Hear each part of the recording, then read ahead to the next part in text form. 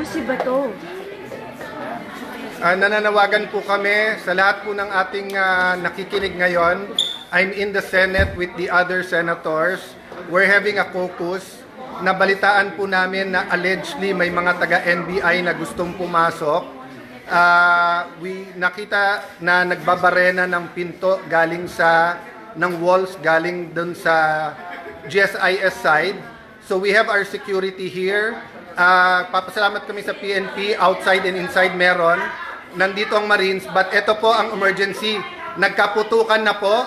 May report ako from the Sergeant at Arms. So the NBI is denying na tao nila, pero nagkaputukan na. So we don't know what's happening. Everyone's locked in their rooms now. We cannot go out. We cannot secure our other staff. Senator Bato, Senator are together. Walang sumasagot from the government, from us. This is the Senate of the Philippines. This is the Senate of the Philippines. May putukan na po dito. So sa lahat ng nakikinig, please, DND, DILG, what is happening? NBI, what is happening? Why are we under attack here? I don't know what's happening, but I do not know if I can keep my people safe here. I'm willing to go out. I'm willing to face anyone who is going to serve the warrant or do whatever. I told you, you're welcome to serve. But do not do this. So please help us. Please let us know what is happening here. I will repeat po, kinonfirm ng ating Sergeant at Arms na nagkaputukan na po. Many senators here have the numbers of the AFP Chief of Staff, etc. We're trying to get in touch, no? So far po, nagpe-perform yung Marines dito, yung OSAA, yung police sa labas. But inside the building, we do not know what's happening. I'm sorry I have to do it this way. Hindi po namin malaman kung ano nangyayari. So, I'm relying on your prayers po, and I'm relying kung may nakikinig from the government here, what is happening po dito sa Senado. We have received the article of impeachment po. It is here. We are having a caucus how we will address that. So why is this happening at bakit may putukan nga dito? Please, someone respond, call us, let us know what's happening. Okay, so si Senator Loren at si Senator Pia finally got in touch with the NBI director. So they're here, they're here in the room. We have to turn off the lights dahil may putukan na nangyayari. Si Senator Pia and si Senator Loren called the NBI director. He said wala daw sila dito dahil pinaalis daw nila dito. So he said, please find out what's happening kasi nagpuputukan. Sabi niya walang magagawa kasi pinaalis. And then he started saying, wag kami magtaas ng boses. What will you do, Director, kung may putukan na at lahat ng staff mo at yung mga usaa mo naka-vest na lahat and hindi malaman mangyayari? What would you do? Hindi ba dapat ang sagot mo, ma'am, sir, I'll go there, I'll make sure you'll help?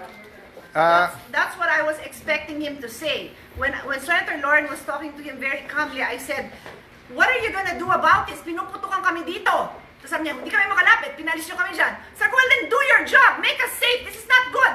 Ma'am, wag mo ako sigawan. Yun lang ang masasabi mo sa akin. Pinuputukan kami, sasabihin mo sa akin, wag kitang sigawan. Sumisigaw ako dahil mataas ang emotion. So, I'll give everyone context. 4 senators got tips 30 minutes ago while we were talking na umalis na dito kasi may mangyayari.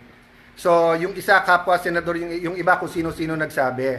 So, the emotions are high here because bakit kami paalisin? We're waiting for the articles of impeachment and we're having a meeting. Nasabi lang dadating na. So, again, no? Kung sino nakikinig from the government, this is the Senate of the Philippines. We are allegedly under attack. The Sergeant of Arms has confirmed na may putukan na dito. So please, kung sinong nanonood, sinong nakikinig, we expect yung tawagan namin would understand the emotions here and will say we'll do something about it.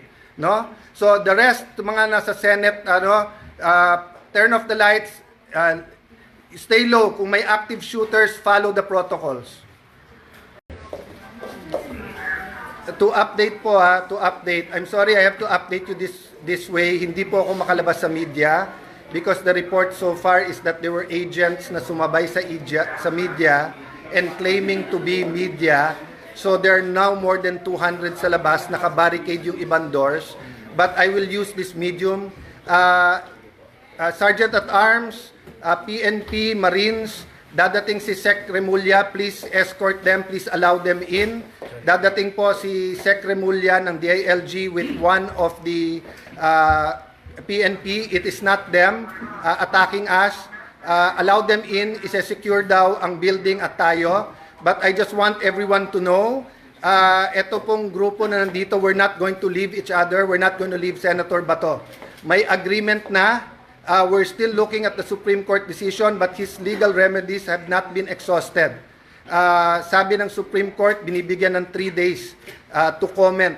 So we are relying on the law, relying on the Constitution, we are relying on the word of the NBI na hindi papasukin ang Senate na walang coordination. But again, nagkaputukan na po dito.